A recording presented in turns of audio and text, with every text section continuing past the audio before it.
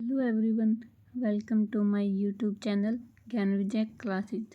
आज हम पढ़ेंगे एनसीईआरटी ज्योग्राफी, जो हमारे कॉम्पिटिटिव एग्जाम की दृष्टि से बहुत ही महत्वपूर्ण है। लगभग सभी क्वेश्चन जो हैं एनसीईआरटी ज्योग्राफी यानी एनसीईआरटी बुक से पूछे जाते हैं। आज हम पढ़ेंगे क्लास 6 का फर्स्ट चैप्टर सौरमंडल। चलिए शुरू करते हैं। सबसे पहले हम पढ़ेंगे भूगोल की परिभाषा क्या है, यानी भूगोल होता क्या है। भूगोल में हम पृथ्वी के ऊपरी स्वरूप और प्राकृतिक भागों जैसे पर्वत, पठार, मैदान, समुद्र, नदी, झील, वन, देश, नगर, महानगर आदि का अध्ययन करते हैं। क्या होता है भूगोल? भूगोल के अंदर हम हमारी पृथ्वी के ऊपर पाई जाने वाली विभिन्न प्रकार की स्थलाकृति जैसे कि पर्वत हो गया, पठार हो गया, इन सभी के बारे में जानते हैं। भूगोल ग्रीक भाषा से लिया गया शब्द है। भूगोल किससे लिया गया है? ग्रीक भाषा से।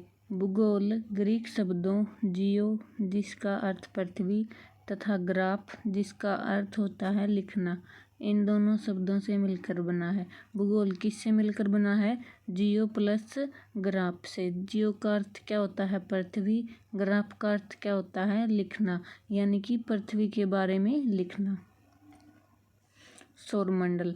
सौरमंडल क्या होता है? सूर्य, 8 ग्रह, उपग्रह तथा कुछ अन्य खगोलीय पिंड एवं उल्का पिंड मिलकर सौरमंडल का निर्माण करते हैं। कौन कौन शामिल होता है सौरमंडल में? सूर्य, 8 ग्रह, उपग्रह, खगोलीय पिंड और उल्का पिंड, ये सभी मिलकर क्या करते हैं? सौरमंडल का निर्माण करते हैं। इसे हम सौर परिवार का नाम देते हैं, जिसका मुखिया सूर्य होता है। कौन होता है सौर परिवार का मुखिया? सूर्य।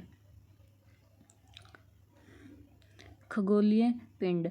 सूर्य, चंद्रमा तथा वे सभी वस्तुएं जो रात के समय आसमान में चमकती हैं खगोलीय पिंड कहलाती हैं। खगोलीय पिंड क्या होते हैं? सूर्य, चंद्रमा और वे सभी वस्तुएं जो रात के समय हमें आसमान में चमकती हुई दिखाई देती हैं, जैसे कि तारा हो गया। तारा हमें क्या होता है? रात में चमकता हुआ दिखाई देता है। वे क्या कहलाती हैं? खगोलीय पिंड।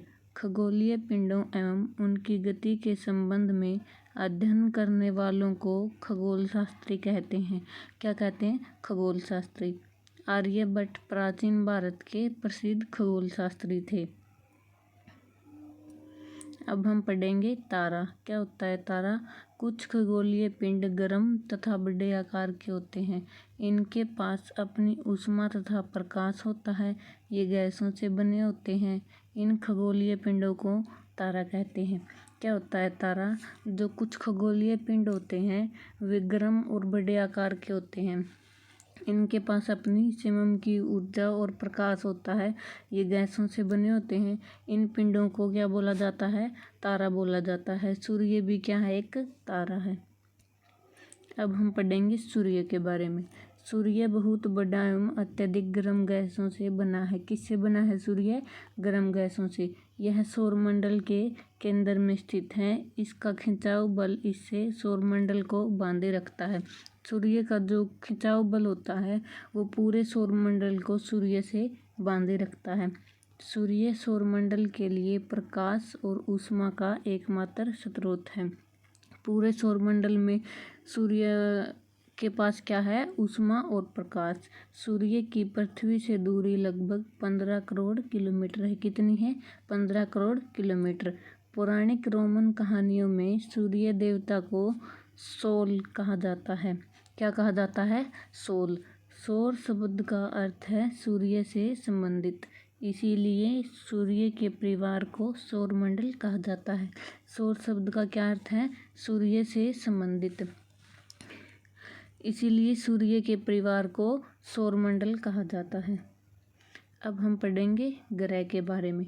ग्रह क्या होते हैं? जिनके पास खुद की ऊष्मा और प्रकाश नहीं होता है, जो सूर्य के प्रकाश से चमकते हैं, उन्हें ग्रह कहते हैं।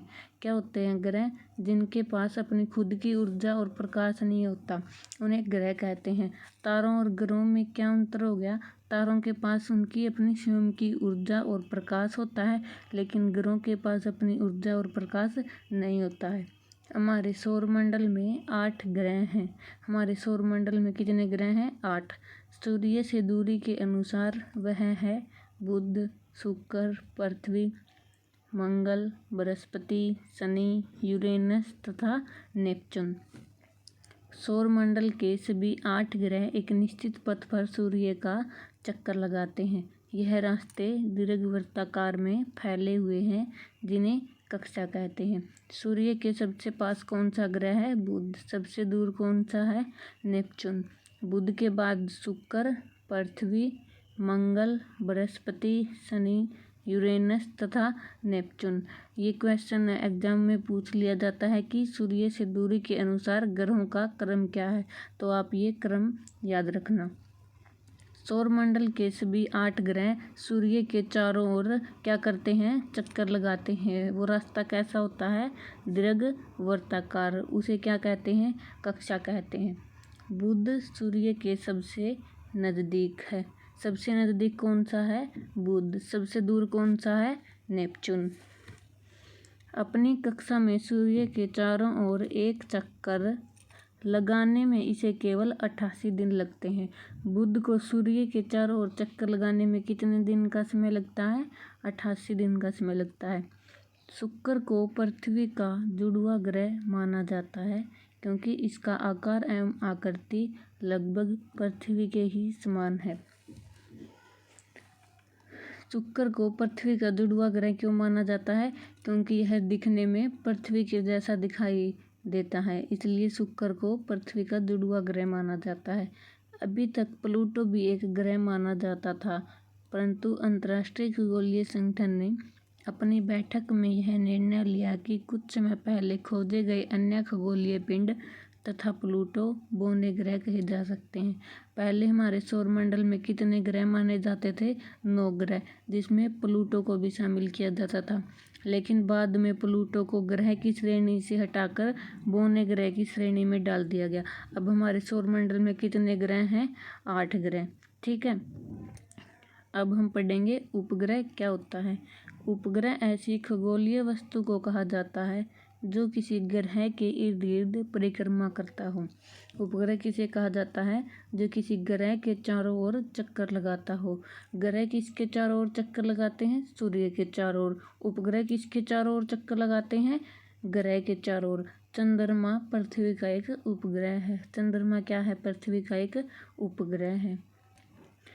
अब हम हमारे सौरमंडल को इस चित्र की सहायता से समझेंगे। ये सेंटर में हो गया सूर्य, इसके बाद सबसे पास में ग्रह हो गया इसका बुध, फिर शुक्र, पृथ्वी, मंगल, बृहस्पति, शनि, यूरेनस तथा नेपच्यून। सूर्य के सबसे पास में क्या है? बुध। ये जो इस दीर्घवृत्ताकार पथ पर क्या करते हैं? सूर्य का चक्कर लगाते हैं, इन्हें क्या बोला जाता है? कक्षा। सूर्य के सबसे दूर कौन सा हो गया? नेपच्यून। ग्रह के चारों ओर कौन चक्कर लगाते हैं? उपग्रह। उपग्रह जो है इन ग्रह के चारों ओर क्या करते हैं? चक्कर लगाते हैं। सबसे बड़ा ग्रह कौन सा है? जुपिटर।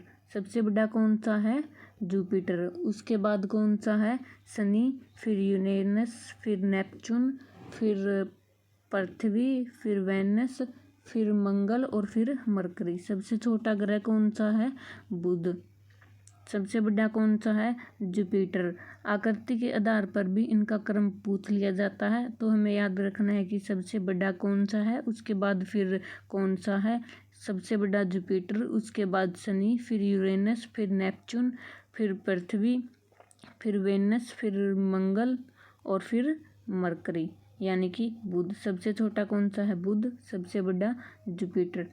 आज के लिए इतना ही। उम्मीद है कि आपको क्लास अच्छी लगी होगी।